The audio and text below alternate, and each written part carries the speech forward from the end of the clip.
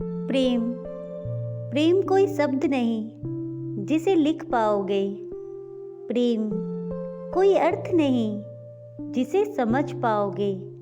ये तो वीणा का सफ़र है, बह गए तो बस बहते चले जाओगे। पोथी पढ़ी पढ़ी जगमुआ, पंडित भया न कोई।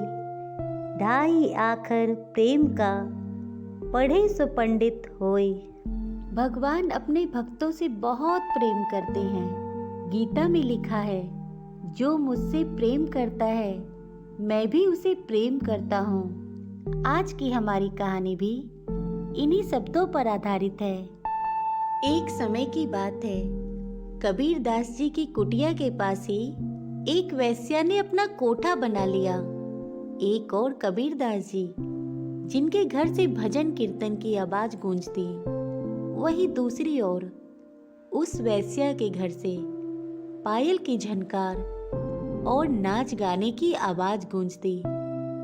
एक दिन कबीर दास जी को रहा नहीं गया और वे उस वेश्या के घर पहुंचे और उससे कहा, देख बहन, तुम्हारे घर बहुत सारे लोगों का आना जाना होता है।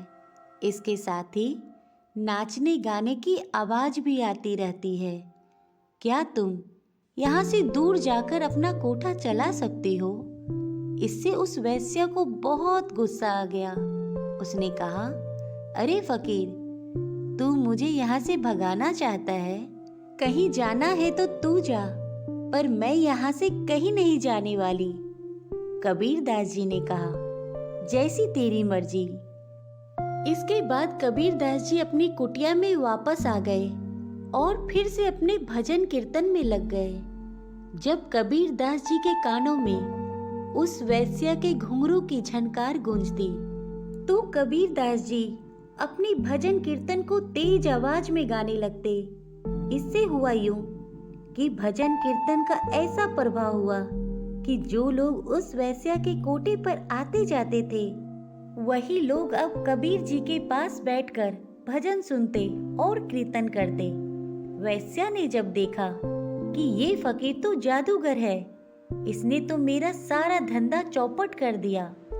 अब तो वो सभी लोग उस फकीर के साथ ही भजन कीर्तन की महफिल जमाए बैठे हैं। इस पर उस वेश्या को बहुत गुस्सा आया और उन्होंने अपने यारों से कहा, तुम लोग जाओ और उस फकीर जादूगर की कुटिया को आग लगा दो ताकि वह यहाँ से चला जाए।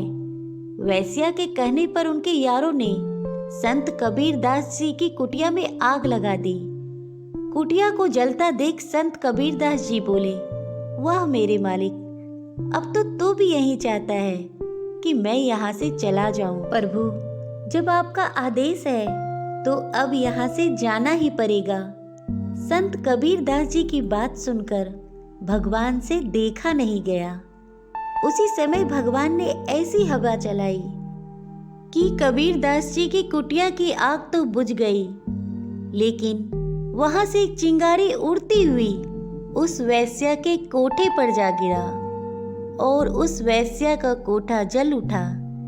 देखते ही देखते उसका कोठा जलने लगा।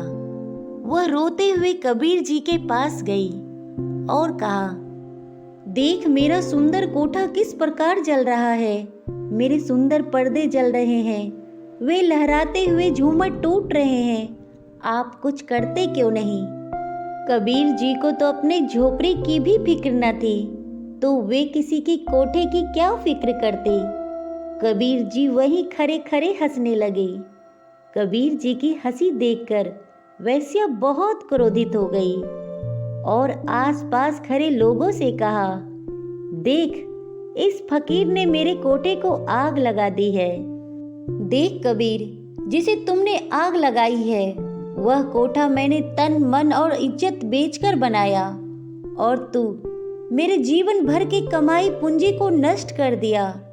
कबीर जी मुस्कुराकर बोले, देख बहन, ना तूने आग लगाई न मैंने आग लगाई, ये तो यारों ने अपनी यारी निभाई। कुटिल वेश्या की कुटिलाई, संत कबीर की कुटिया जलाई। श्याम पिया के मन्ना भाई, तूफानी गति दई हवा की, वैश्या के घर आग लगाई, श्याम पिया ने प्रीत निभाई। इस दोहे को सुनकर वैश्या की समझ में आ चुका था कि मेरे यार तो खाक बराबर, कबीर जी के यार सरताज बराबर। उस वैश्या को बहुत गलानी हुई कि मैं मंदबुद्धि एक श्याम भक्त का अपमान कर बैठी, भगवान मुझे क्षमा करे। इसके बाद उसने अपने सारे गलत कार्य को छोड़ दिया और भगवान का भजन कीर्तन करने लगी। भगवान बहुत सुंदर लीला करते हैं और अपने भक्त का मान कभी घटने नहीं देते। भक्त हमारे पग धरे, तहाँ धरूं मैं हाथ, सदा संग फेरूं डोलूं, कभी न छोड़ूं साथ। इसलिए भगवान कहते हैं, जहाँ मेरा भक्त पैर रखता है, उसके पैर रखने से पहले मैं अपना हाथ रख देता हूँ। मैं अपने भक्त का साथ कभी नहीं छोड़ता, मैं हमेशा उसके साथ रहता हूँ। इतनी मेहरबानी मेरे ईश्वर बनाए रखना, जो रास्ता सही हो उसी पर चलाए रखना। ना दुखे दिल किसी का मेरे शब्दों से, इतनी कृपा मेरे ऊपर बनाए रखना। तो फ्रेंड, आपको हमारी ये कहानी कैसी लगी? प्लीज़ कमेंट में ज़रूर बताइएगा। हमेशा खुश रहना दोस्तों, ख्याल रखना अपना और अपने परिवार का। Please like and subscribe my channel. Thank you.